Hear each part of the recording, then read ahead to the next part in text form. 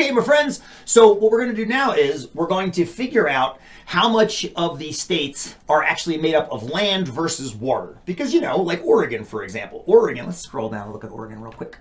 Oregon has a big old area of 98,379 square miles.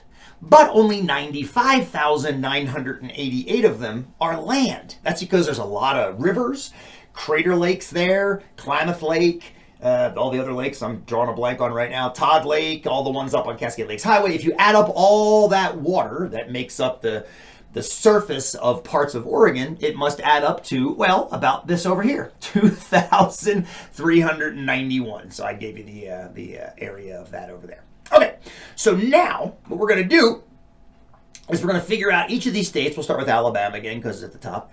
What percent of the area is land? Okay, so percent is part over whole. The part we're interested in is the part that's land. So that's what's in column D.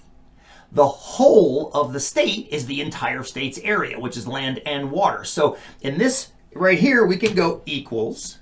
And like I told you before, you generally want to ignore Google's suggestions because that is most definitely the wrong formula. I don't know how its little AI works. We want to take the land, which is the part of the expression here, and divide it by the total land and water. Press enter, and it is 97. Alabama is 97% land. 97% land. And then I just clicked out of the autofill there. Some of you may have already done that. I also want to share something else with you that Sheets can do.